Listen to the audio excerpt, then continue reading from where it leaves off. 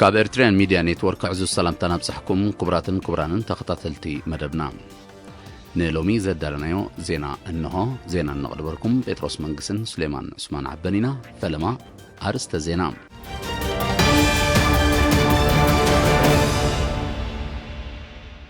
أب هوسبيتال مرحانو نحمومات تي بزقبر كنكن لعلو تسيتي ركوبرلوم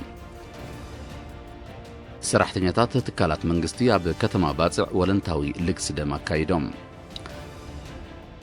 أب تيعو جماجم بحري كاب كلان مكلخال سرع وفراتات صريتي كايد اللوم أمريكا قبل علو التركيز صدقته أكدا إن إندستري مكلخال هاجرو مليسو كم زحيلو طيب أردوغان قليتهم أب نيكولاس سمم إيران ز ختما هاجرات بقداي تسمم بمانزا تزراريبا قمصو تحستو أأمان كاب ورحن ممتع زتلاكت من كوركور تشاينا تلوخا بعوض زازيما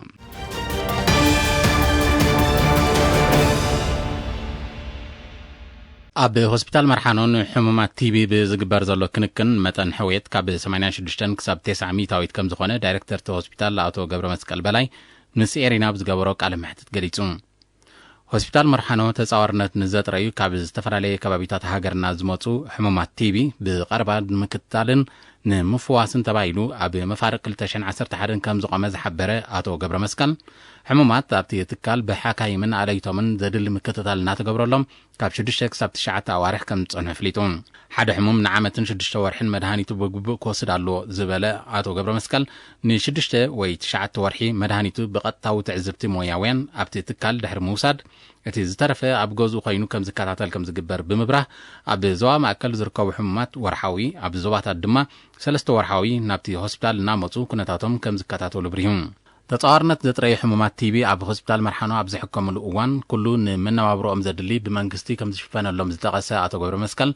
كاورح مسكرم 2013 جميرو دما توسخي نفس وكف حموم ناي عامتن شمنت ورحن حكمنو اب بيتون ابتي هوسبيتالن كساب زازم ገንዘባ ወደገፍ ከም ዝግበረሉ ኣነጺሮም ኣብቲ ትካል ዘገልግሉ ኪላታት በወገኖም ሕሙማት ብኩሉ መዳይ ጥዕናኦም ክሳብ ዝመሓየሽ ዝካሎም ጻዕሪ ከም ዝገበሩ ብምጥቃስ እቲ ምክትታል ሙሉእ ብሙሉእ ክሳብ ዝሓውዩ ከም ዝቕጽል ሓቢሮም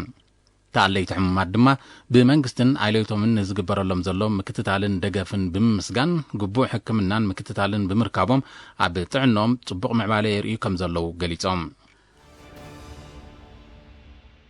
أما حداريت زوبا سمينا وكيح بحري ويزرو أسمرت أبرها قسقاس نايتي أبنو الزوبا قرورا من بابرو هزبي نممحياش زي السلاسل زلو مدبات لمعات بحفشا تكالات محبراوي أقول الدماء بفلاي نمعزاب عودتا بزقبرتلو بزعبا بقعاتو أسالوتون صلوون مسحلفتن أتكبرتن تكالات أما حدارت كبابيتاتن وكلت هزبن زتيام ممحدارات كبابي قرات أمهاميمة الراقن حليبتن زبصحت ويزرو أسمرت كونتات نايتن أقولقلوت زهبا زلوات كالات تمرتن تعنان بمبزح زلوان حسرتات نمملا ممحدار زوبا عبيك والحتايبو كم زسر حلو الرقاقيتام هزبي تتكامي نايتز تواددت كالات بمخان كاب سبخ ساقماو منبابرو تقلاقيلو أب مأكلاي بوتا كتر نفس تجمر مدب بزلع على كدفالو بمزخار دما كاند تصقم نايتنو الزوبا كوينو زلو قرب ستماي أقولقلوت مقعزيان نمقلال قبراوس قمتي كمزو السد آنت سيرام وكلت هزبي نو الزوبا قرورا بوغنم أبستفلالي كبابيتات تزرقي حزولو تكالات محبراو أقولقلوت أب علتاو من بابروم أفويتا كمز فترة بمتكاس كساب حمشاي كفل زلو أقولقلوت تمرتي بفلاي أبدك انستيوت انكي مقراسي خون سلزلو أب مأكل من محدارهم أحدرتي أبيات تمرتي كتاعتاتوا تلابيوم أب نوزبا حاجات عنا طريقة نموحاس كاب 12 كساب 15 حساس بستخاير وفري نكبتي تصرف روماي ناخلا بعد ما تصرف حمام عود كلبي كتابة توهيبون باتي بعشر شديشة سبمويا أب 10 شوعات نقطات استسلاسل مدب أستاد 10 شمنت شحن 400 كابتن لعلي 900 أخلابات كم تخطبوا وكل إيرينا أبتي وفرين تساتفوا مويا وين بمو كاسافليتون أما حضرت كبابي بزعبات وفرين استوهابا حبريتا أب متحلاف دغمت كم زنورم زتقسى بيت صحفة منستر حرشا أبتي نوزبا حرستوتن وانن تطريتن بسمويا زي تعززلو مدهانيت أب تريتن زراتن كم متكام كقطبو عزاقا خيرون أب زبا عن سبا حكيم انساء آتو تغلا هيمانت حاقوس بوغنو ኣብ 2017 ብብዝሒ ተራእዩ ዝነበረ ሕማም ፍሮማይ ብጻዕርን ኣበርክቶን ሚኒስትሪ ሕርሻን ተሳትፎ ሓረስቶትን እናንቆልቆለ ይመጽእ ከም ዘሎ ብምጥቃስ ኣፍልጦ ወነንቲ ጥሪት ኣብቲ ሕማም ክቢ ምባል ሙሉእ ብምሉእ ንምቁጽጻሩ ይስራሕ ከም ዘሎ ሓቢሩ ወነንቲ ጥሪት ኣብ ዝሃቦ ርእቶ ብነጻ ዝውሃብ ኣገልግሎት ክታበት ኣብ ምውሓስ ጥዕና ጥሪቶምን ምስሳንንን ጽቡቕ ውጽኢት ይርከቦ ከም ዘሎ ብምግላጽ ነፍሲ ወከፍ ወናኒ ጥሪት ኣብ ዝተሓበሮ ቦታን ግዜን ብምምጻእ ጥሪቱ ብኣጋ ክኽትብ ተላብዮም ኣብ ከተማ ባጽዕ ኣብ ዝተፈላለየ ትካላት መንግስቲ ዝነጥፉ ሰራሕተኛታት ብዝትካእ ደም ዘይትትካእ ህይወት ውጽዓት ወገናት ንምድሓን ልዕሊ 650 ከረጺት ደም ለጊሶም ኣቦ መንበር ኮሚቴ ውዳበ ማሕበር ወለንታውያን ለገስቲ ደም ኣብ ዞባ ሰሜናዊ ቀይሕ ባሕሪ ኣቶ ኣሕመድ ጃዕፈር ንኤሪና ብዛሃቦ ሓበሬታ ብዞባ ደረጃ ብዝተገብረ ሓያል ጎስጓስ ኣፍልጦ ዜጋታት ኣብ ልግሲ ደም ብሓፈሻ ወለንታዊ ልግሲ ደም ድማ ብፍላይ ክብ ከም ዝበለ ብምጥቃስ በብኸባቢኡ ዝግበር ዘሎ ልግሲ ናይዚ መርኣያ ከም ዝኾነ ኣፍሊጡ ኣብቲ ሰናይ ተግባር ዝተሳተፉ ሰራሕተኛታት ብግዲኦም ምስ ሙሉእ ጥዕናኻን ከለኻ እትልግሶ ደም ጽባሕ ንዓኻን ንስድራኻን እውን ዘገልግል ስለ ዝኾነ ዝካየድ ጎስጓሳት ክሕይልን ተራ ኣመሓደርቲ ክዓዝዝን ተላብዮም ኣብ ዝሓለፈ ወርሒ ጥቅምቲ ኣብ ከተማ ጊንዳዕ ብዝተገብረ ተመሳሳሊ ወፍሪ 222 ከረጺት ደም ከም እተኣከበ ዝዝከር እዩ ማሕበር ወለንታውያን ለገስቲ ደም ኣብ ዞባ ሰሜናዊ ቀይሕ ባሕሪ ኣብ ንኡስ ዞባታት ጊንዳዕ ኣፍዓበት ናቕፋን ጨናፍር ክህልዎ እንከሎ ኣብተን ዝተረፋ ንኡሳን ዞባታት ተመሳሳሊ ተበግሶታት ንምውሳድ ይስራሕ ከም ዘሎ እቲ ዝተረኽበ ሓበሬታ የነጽር ኣብ ጢዖ ገማግም ባሕሪ ካብ ብከላ ንምክልኻል ብደረጃኮም ዝተወደበ ስሩዕ ወፈራታት ጽሬት ይካየድ ኣሎ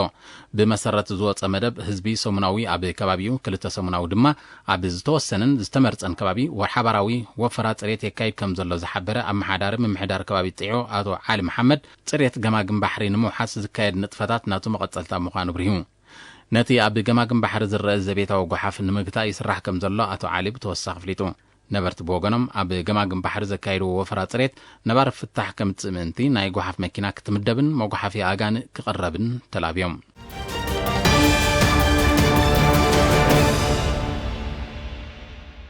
ዜና ወጻኢ ኣሜሪካ ብጉዳይ ሸመተ ጸረ ሚሳይል ሩስያ ኣብ ልዕሊ ቱርኪ ዘጽደቐቶ እገዳ ንኢንዱስትሪ ምክልኻል ሃገሩ መሊሱ ከም ዝሐይሎ ፕረዚደንት ረሲብ ጠይብ ኤርዶጋን ገሊጹ እቲ ስጉምቲ ዲፕሎማስያዊ ዝምድና ክልቲአን ሃገራት መሊሱ ከሻሕክር ተዘይኮይኑ ንቱርኪ ኣጽዋር ካብ ምሽማት ከዓግታ ከም ዘይክእል ፕረዚደንት ኤርዶጋን ብ16 ታሕሳስ ኣብ ዝሃቦ መግለጺ ኣረዲኦም ኣሜሪካ ብጉዳይ ሸመተ S-400 ዝተሰመየ ዝተራቐቐ ጸረ ሚሳይል ሩስያ ብ14 ታሕሳስ ኣብ ልዕሊ ቱርኪ ሓድሽ እገዳ ከም ዝወሰነት ይፍለጥ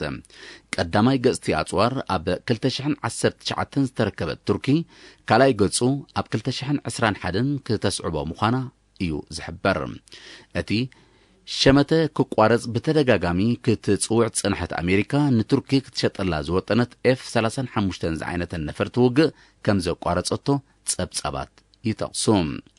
ይኹን እምበር ቱርኪ ነተን ነፈርቲ ካብ ካልኦት ሃገራት ክትዕድገን ከም እትኽእል ብምሕባር በቲ ናይ ምቁራጽ ስጉምቲ ከም ዘይትሻቐልያ ክትገልጽ ጸኒሓ ክሳብ 400 ኪሎ ሜትር ንዝራሓቐ ዕላማ ከምክን ከም ዝኽእል ዝግለጽ ጸረ ሚሳይል S-400 ኣህጉራዊ ጸጥታዊ ስጋኣት ከም ዝፈጥርያ ኣሜሪካ እትወቅስ ኣብ ኒውክሌሳዊ ስምዕ ኢራን ዝኸተማ ሃገራት ማል 16 ታሕሳስ ብጉዳይ ትስምዕ ብማንዛ ከም ተዘራረባ ተገሊጹ እቲ ርክብ ዝመጽእ ቀረባ ግዜ ኣብ መንጎ ሚኒስትራት ጉዳያት ወጻኢተን ሃገራት ክካየድ ተመዲቡ ንዘሎ ቀጥታዊ ዘተ ባይታ ንምጥጣሕ ምዃኑ ተሓቢሩ እዚ ሓድሽ ርክብ ነቲ ኣብ 2015 ዝተኸተመ ግንካ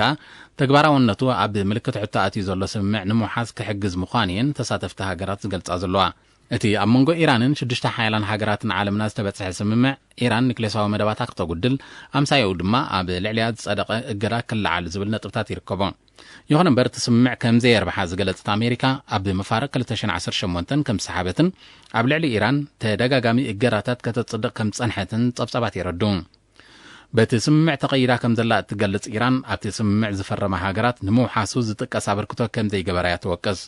እተን ሃገራት ንምውሓሱ ከም ሰርሓ እምበር ብተግባር ከም ዘይነጥፋሉ እዩ መንግስቲ ኢራን ዝሕብር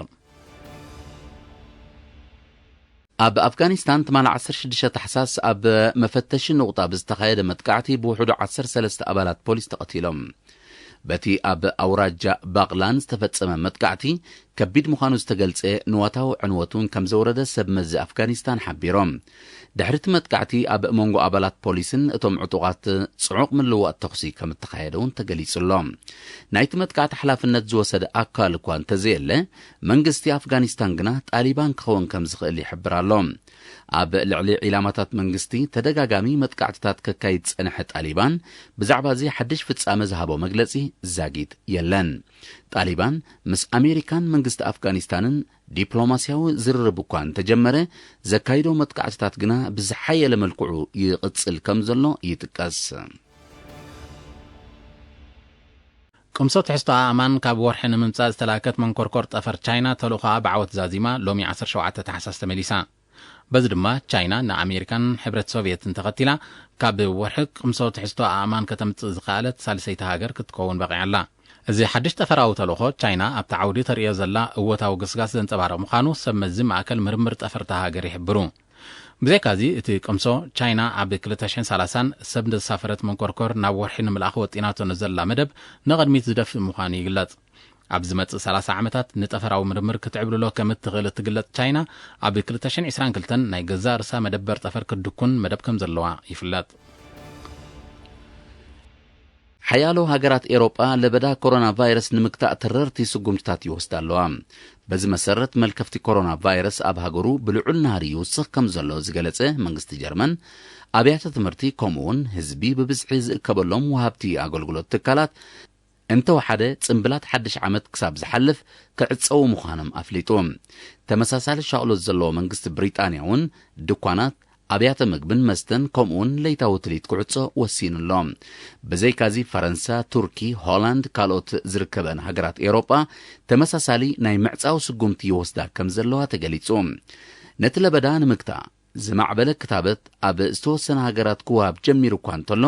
ውጽኢቱ ክሳብ ዝርአ ግዜ ክወስድ ከም ዝኽእል ክኢላታት ይሕብሩ ብዘይካዚ እቲ ክታበት ቅድሚ 2022 ናብ ኣብ ምብዕባል ዝርከባ ሃገራት ክባጻሕ ከም ዘይክእል ብኣግኡ ተኣሚቱሎም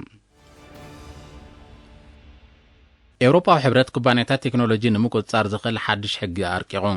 እቲ ሕጊ ብቐንዱ ንኣሽቱ ትካላት ቴክኖሎጂ ኤውሮጳ ብዓበይቲ ኩባንያታት ቴክኖሎጂ ኣሜሪካ ክዕብለላ ከምኡውን መጥቃዕትታት ሳይበር ንምክልኻል ዝዓለመ ምዃኑ ተገሊጹ ምክትታል ዕዳጋታት ቴክኖሎጂ እውን ኣካልቲ ረቂቑ ዘሎ ሓድሽ ሕጊ ምዃኑ ስለዓለዎት ሰብ መዚ ኤውሮጳዊ ሕብረት ኣፍሊጦም ነቲ ሕጊ ኣብ ልዕሊ ዝተሓሳ ኩባንያታት ቴክኖሎጂ ከቢድ ስጉምቲ ክወስድ ምዃኑ እቶም ሰበስልጣን ወሲኾም ሓቢሮም እዚ ሓድሽ ሕጊ ንዕብለላ ጉግል ፌስቡክን ኣፕልን ዝርከበን ዓበይቲ ኩባንያታት ቴክኖሎጂ ኣሜሪካ ኣብ ምግታእ እወታዊ ተራ ከም ዝህልዎ ኪላታት ናይቲ ዓውዲ ይእምቱ ፈረንሳ ኣብ ልዕሊ እተን ኩባንያታት ቀረፅ እታዊ ክትውስን ከም እትኽእል ብተደጋጋሚ ከተጠንቅቕ ከም ዝጸንሐት ይዝከር እተን ኩባንያታት ንዕዳጋታት ቴክኖሎጂ ዓለምና ብሒተንኦ ከም ዘለዋ ይፍለጥ ኣብ ኣከራኻሪ ዞባ ካሽሚር ኣብ መንጎ ሰራዊት ህንድን ፓኪስታንን ምልውዋጥ ከቢድ ብረት ከም እተኻየደ ተገሊጹ በዚ ናይ 15 ተሓሳስ ፍጻሜ ብውሕዱ ክልተ ኣባላት ሰራዊት ፓኪስታን ከም እተቐትሉ ሚኒስትሪ ምክልኻል ሃገር ኣፍሊጡ ብዘይካዚ በቲ ደብዳብ ከቢድ ንዋታዊ ክሳራ ከም ዝወረደ ሚኒስትሪ ምክልኻል ፓኪስታን ሓቢሩሎም ይኹን እምበር ነቲ ጉዳይ ብዝምልከት ብወገን ህንዲ ዝተዋህበ ሓበሬታ ዛጊድ የለን ኣብ መንጎ ህንድን ፓኪስታንን ኣብ 2003 ስምምዕ ምቁራጽ ተኽሲ እኳ እንተተኸተመ ብተደጋጋሚ ክተሓዝ ከም ዝጸንሐ ግና ጸብጻባት ይሕብሩ ህንዲ ኣብዚ ዓመት ዝጥራይ ኣስታት 3,000 ግዜ ነቲ ስምምዕ ከም ዝጠሓሰቶ እትኸስስ ፓኪስታን ብሰንኩ 29 ሰባት ከም እተቐትሉ ኣስታት 250 ከም ዝቆሰሉን ኣፍሊጣ ወነንቲ ኒክሎሳዊ ኣጽዋር ዝኾነ ህንድን ፓኪስታንን ብጉዳይ ኣከራኻሪ ዞባ ካሽሚር ብውሕዱ 3 ግዜ ውግእ ከም ዝገጠማ ይግለጽ ኣሜሪካ ንደሴት ታይዋን ኣብ ሳብማሪን ዝዋደድ ስርዓተ ቴክኖሎጂ ክሸጠላ ከም ዝወሰነት ወታደራውያን ሰብ መዝታ ደሴት ሓቢሮም እቲ ቴክኖሎጂ ደሴት ታይዋን ትሰርሐን ካብ ዘላ ዘመናውያን ናይ ውግእ ሳብማሪናት ክገጥም ምዃኑ